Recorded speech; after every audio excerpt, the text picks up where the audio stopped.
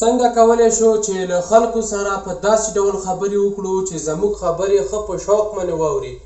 تاسو به کتلی وي چې ځینې خلک خبرې کوي نو د هغوی خبرې پرېکول کېږي او د هغوی خبرو ته صحیح غوږ نه نیول کېږي.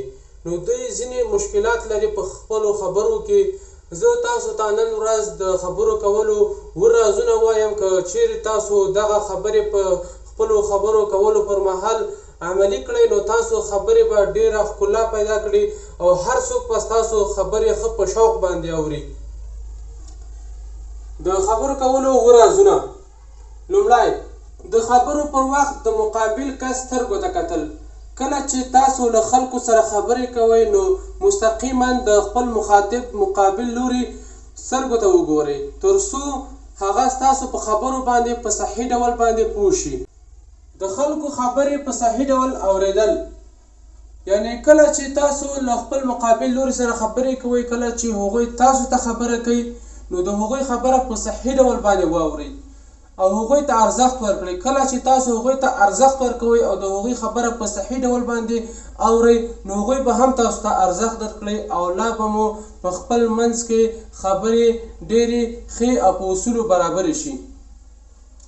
دریم، د خلکو د خوښې موضوع باندې خبرې کول، یعنی کله چې تاسو د خپل مقابل لوري سره خبرې کوئ نو تاسو په هغې موضوع باندې خبرې وکړئ چې هغوی اورېدل غواړي. داسې موضوع باندې خبرې کوئ چې هغوی د خوښې وړ وي او هغوی دې ته آماده وي چې ستاسو دغه موضوع او خبرې واوري. څلورم، مسکا او ښه اخلاق. کله چې تاسو خبرې کوئ نو لږ مسکا هم سره کوئ او خبرو پر مهال ښه اخلاق کوئ، ساده مننه وکړئ، خیروسي ووایئ، نو په دې سره ستاسو د خبرې لا هم ښکلا پیدا کوي او خوندورې کېږي. پنځم، ساده او واضحه خبرې وکړئ. کله چې تاسو خبرې کوئ خپل مقابل لوري ته داسې سخت او پیچلي الفاظ مه وایئ چې د هغوی د پوهېدو وړ نه وي. نو تاسو ساده او واضحه خبرې وکړئ تر څو تاسو په خبرو باندې خپل مخاطب مقابل لوري ښه پوه شي. شپږم، د نورو خبرې نه پرې کول.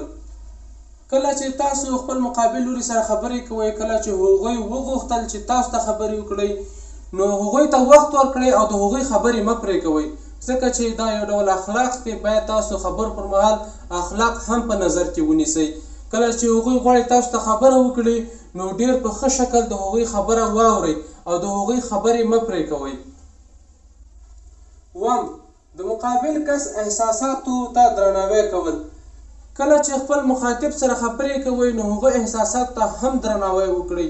کله چې هغوی نه غواړي خبرې ورسره وشي نو تاسو به هغوی خبرې مه کوئ، د هغوی احساساتو مطابق تاسو خبرې وکړئ. داسې خبرې وکړئ کله چې هغوی غواړي ستاسو خبرې واوري نو هغه ټایم تاسو خبرې وکړئ. که چیرې هغوی پریشانه وي یا هم څه ضروري کار ولري نو تاسو په هغه وخت کې هغوی ته ډېرې اوږدې خبرې مه کوئ.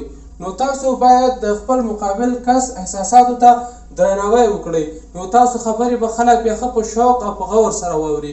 که چیرې تاسو د خبرو کولو دغه طریقې چې تاسو ته ما روښانه کړې تاسو په عملي ډول په خبرو کې دا تاسو وکړئ نو تاسو خبرې به خوندورې شي او ستاسو خبرې به خلک ښه په شوق او په دقیق ډول واوري.